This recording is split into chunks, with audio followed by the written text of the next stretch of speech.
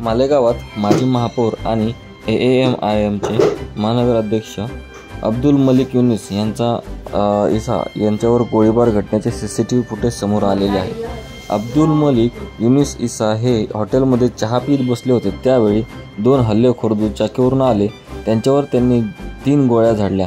त्यातील एक गोळी छातीत घुसली, दुसरी गोळी त्यांच्या पायाला लागली आणि तिसरी गोळी त्यांच्या हाताला स्पर्श करून गेली आहे। माजी महापौर अब्दुल मलिक युनिस इसा यांच्यावर नाशिकमधील एका खासगी रुग्णालयात उपचार सुरू आहे।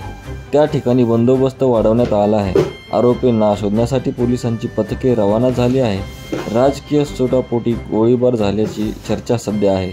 मालेगाव शहरात 2 दिवसात 2 गोळीबार झाल्याची घटना आहे, त्यामुळे भीतीचे वातावरण निर्माण झाले आहे। या घटनेची माहिती मिळाल्यावर वरिष्ठ पोलीस निरीक्षक घटनास्थळी आले। अपर पोलीस अधीक्षक अनिकेत भारती, सहाय्यक पोलीस अधीक्षक तेगरवीस यांना घटनास्थळी धाव घेतली आहे।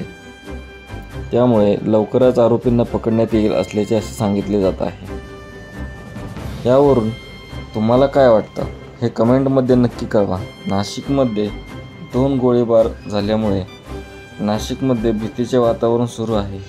पोलीस अधिक यंत्रणा ही आरोपींना पकडण्याच्या मार्गावरती तर आहेत, परंतु आत्ता झालेला माजी महापौर झालेल्या गोळीबाराचा व्हिडिओ हा समोर आलेला आहे।